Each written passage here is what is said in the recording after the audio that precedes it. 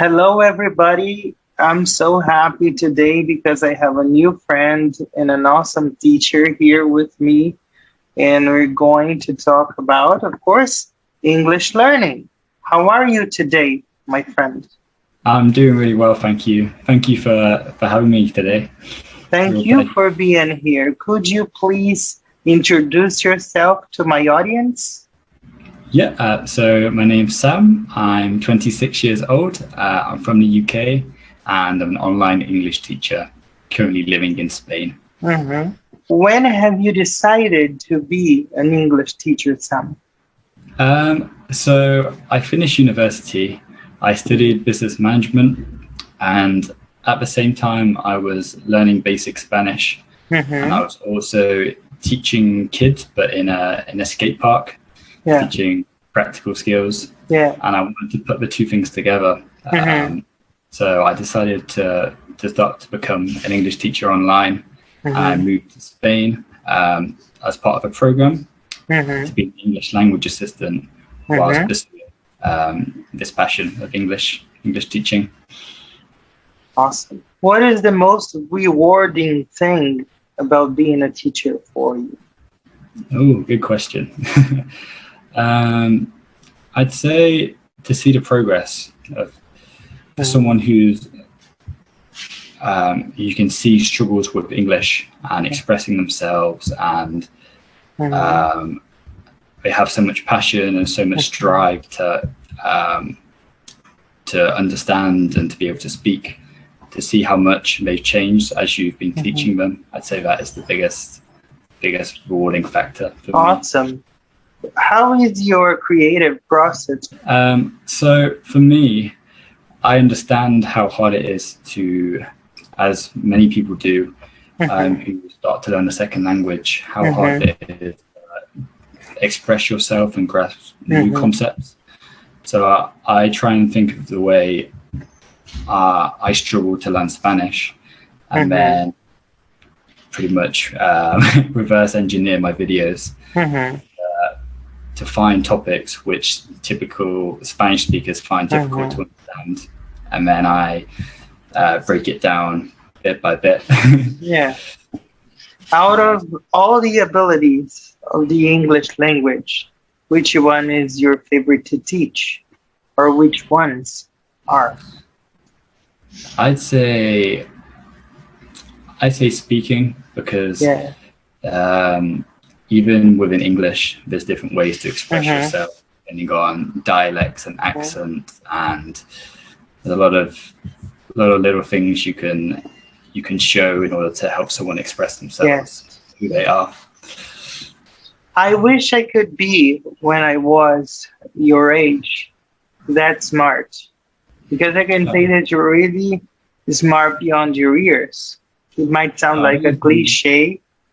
When I watched your content before, I could see that you're really down to earth and you know exactly what you want to do and how to talk to people while recording your videos on TikTok or on social media.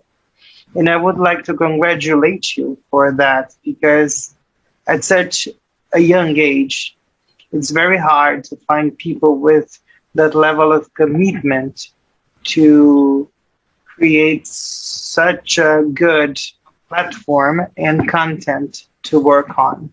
That's super sweet. I really appreciate that. Because it's for me, it was something out of my comfort zone. I was very used to being in a classroom, but to put yourself on social media and to interact in that way is very, very different. If you had to choose another profession besides being an English teacher, what would you choose?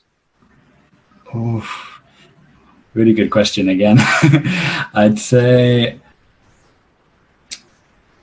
something to do with healthcare, something to do with helping people and caring in that context, or something to do with filmmaking and TV production, because I like the creative side. I think that's great, because lately people are not, I think after the pandemic started, people started changing this, but before people didn't care much about each other, how the other people was feeling, mostly on social medias that they sometimes consider a no man's land, that they can say whatever they want. They sometimes forget that people have feelings or they need help. And when you said that you cared about healthcare, it's a great thing to say, you know. So thank you for being so level-headed in that sense. No, thank you so much. No, especially it's really important, mental health, because everyone's going through something different in different parts of their lives, and you're it's especially true about social media. Tend to forget about that. They right. What's a memorable moment for you while being a teacher? Ooh, good question. I'd say so. I used to teach in a primary school in the southeast of Spain, and before the classes, all the kids had to line up to enter the class. I used to come down and they all used to give me hugs around my legs, and I couldn't move, and it was really, I don't know, really satisfying, because even before I began to teach, they appreciated me, and it was I don't know, it made me feel very happy. What would be the advice that you would give my audience and the people who are watching you as well now to keep motivated to study English? Really nice question. I'd say to keep motivated is to find how you want to express yourself in the English language, and to learn English which is useful to your everyday life. You could learn a million verbs and different vocabulary and different sentences. If you don't practice it regularly or use it in a real world context, you're going to forget it, and you might lose your motivation because you won't remember what you're learning. So I'd say keep it practical and to do with real life. It's amazing. Good advice. We have to overcome shyness. Do you think it helped you as well? Yeah, definitely. That's a really good point. I feel like as a teacher, when you're teaching, first of all, I used to be very shy, and I still am a bit shy speaking in Spanish sometimes. But you have to put yourself out there, because at the end of the day, you want to engage people, you want to make your lessons fun and interactive, and you want the students to get as much out of the lesson as they can. So I say, as long as you're enjoying yourself, the students are going to enjoy themselves as well at the end of the day. When did you come up with the idea to create Sam Speaks? It was late last year. I had an idea of making social media accounts of kind of pieces of advice to help people as a way that I understood Spanish better now, so I could help Spanish speakers hopefully understand English better. But I always put it off, and then in April or late March, I was like, no, I'm going to do it, because maybe people are going to judge me and I'm going to be shy and embarrassed at first, but this is what I want to do. This is the information that helped me. If I can share it to more people, I'd really like to do that. Where in the UK are you from? I was originally born in Cheshire, which is just south of Manchester, but my parents live in Devon in the southwest of England. If you could meet yourself 5 years ago, what would you tell that 5 years ago self? I'd say just do what you're passionate about, because I think the thing that stopped me the most is fear of judgment from other people, and not doing what actually made me happy, and that was teaching. At the end of the day, I like to share knowledge and to also learn myself, because you're continually learning as a teacher, new ways to teach and engage students. So I say be passionate and do more than you think, because if you do and you fail, it's fine. In the moment it feels awful, but later on it will help you a lot in the long run. They only judge people that are out there who are teaching something relevant, who are creating content and exposing themselves, while others are behind a keyboard and just trying to write not so pleasant things about content creators. And when people say don't take it too personal, I have a friend from New York who tells me only a rock doesn't take feelings too personal, because it's a rock. It doesn't have feelings.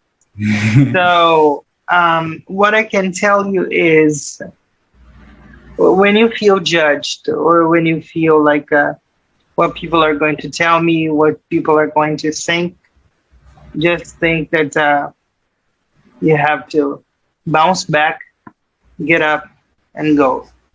Yeah, exactly. So and it's like people write amazing, lovely comments, super kind, super lovely, and then you get one bad, unpleasant comment, and you're like, oh no. But that shouldn't take away from all the lovely comments you've received. Yeah. Do you think hybrid learning is here to stay? I'd say so, yeah. I'd say, because, well, there's many different approaches, but I'd say that the way we learn, well, the way we're going to learn from 10 years from now is going to be completely different to how we're doing it now. So I'd say it's only going to evolve more and more until we get to a point where it becomes almost the norm. So yeah, I'd say definitely. What do you think about the 15-second generation, the generation of TikTok?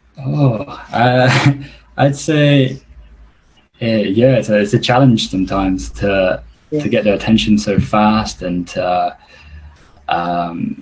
try and get them to engage in your content and what you're doing.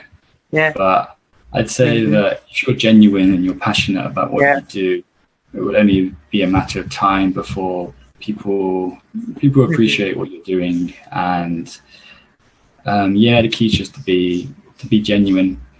Because no one's perfect. People are continually trying to improve and better themselves. So I say, Now we're going to go to the rapid round game. The game that everybody loves. Perfect. So teaching English is super satisfying. I'd say it sounds very strange, but it's almost a way of life. Spanish Spanish is a different way of expression. It's exciting, it's passionate, it's completely different. Friends are family. Friends are important. Friends are adaptable. Family is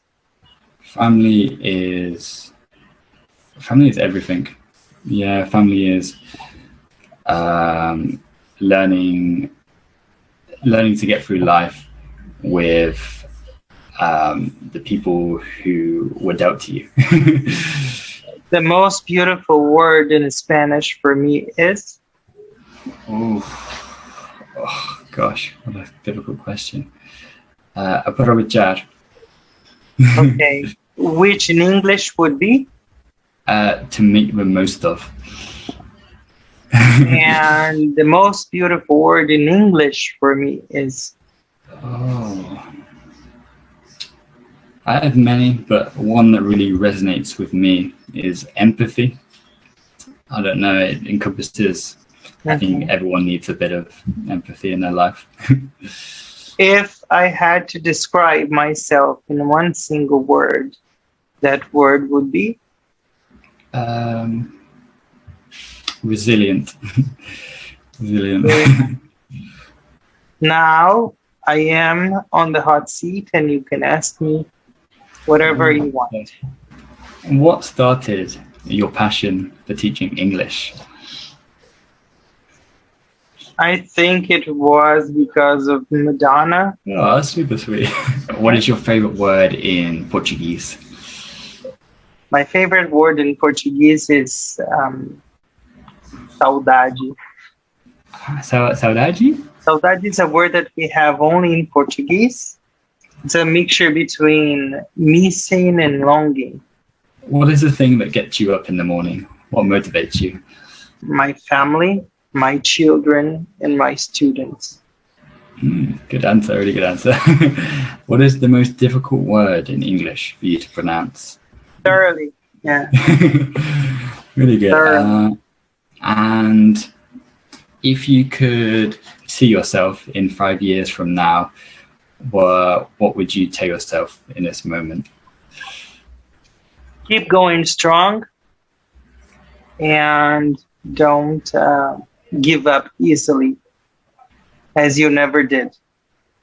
Exactly. Keep going. Awesome. Really cool.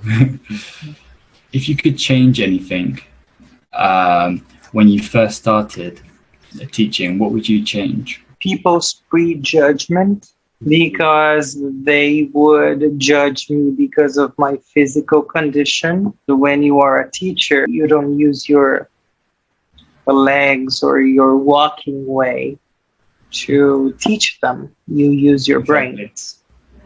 Exactly. And that's what I wanted people to see first and foremost.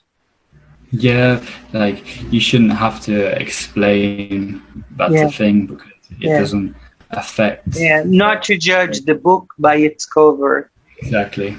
It's super important. Who was the person? You said Madonna was super important, influential for you when you were a kid, but who was the person who inspired you the most to do what you do now? My love for English. You love for English.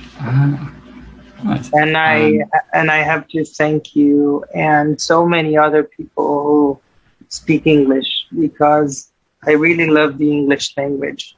Portuguese is a very beautiful language, but I am crazy about English.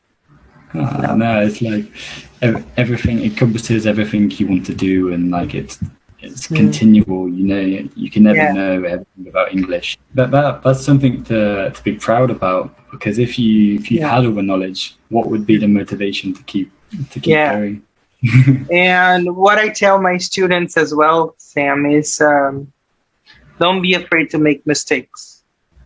Definitely. But you have to learn from your mistakes. That's something that really resonates with me in Spanish. Maybe I started learning Spanish 3 years ago, and I remember coming to Spain for the first time for my job. I was super nervous, even going to shops. What if someone says something to me and I don't understand completely? No quiero cometer errores. Exactamente. Así es. Pero the truth is that no one really thinks twice. You only think about it because you're overthinking in your head. And if you speak, and even if you make mistakes, the next time you speak, you're going to be better, just because everything you're doing right now. So I'd say, just speak, just do it, because you won't get anywhere if you don't go out your comfort zone. And it's the most difficult thing to do, but once you're there, it helps a lot. Yeah. Well, I think we got to the end of the interview. And for every guest, I have a sentence, a quote, a takeaway. And for you is, you are too young. And I would like to ask you something, because don't stop being a dream chaser. Oh, thank you so much. Go after your dreams, because if you keep producing great content as you are now in some years, it's gonna be amazing. I wish I could have been that wise when I was 25, you know, but as I am a carbon dating person studying English, at that time there wasn't internet, there wasn't so many social medias, you know, so Exactly. being humble is key when we are on social media. That's something that you show today, you Thank know. you so much. So yeah, it was an amazing interview. To finish, I'm gonna give you a quote that you kind of said during this interview. Nobody does anything alone. That's why I like doing the interviews on the channel, because we always need another person, family or a wife or a husband or children, or that's my thought. People might not agree, but I think that we are not self-sufficient. No one person can know everything, and it's by sharing and Yeah. hearing other people's stories we evolve and we broaden our horizons, Yes. our Yes. knowledge and understanding of the So world. to finish this interview, I would like to thank you a lot for taking your time and Thank being you. here with me and recording the interview. And whenever you come down to Brazil, let me I would know, love. because you have a friend in Brazil already. All right? Yeah, I have 2 friends in Brazil. I'd love to come visit sometime. Awesome. Awesome. I can teach you Portuguese if you want to as I need to well. learn. Because it's too close to Spanish. Because it's too close to Spanish. Well, this was my friend Sam. All his details are going to be in the description box down below. I hope you guys liked this interview as much as I did. Sam, once again, it was a pleasure to have you on the The channel. pleasure is mine. Honestly, thank you so much. See you all later. See you next week. Bye. Thank you. See you.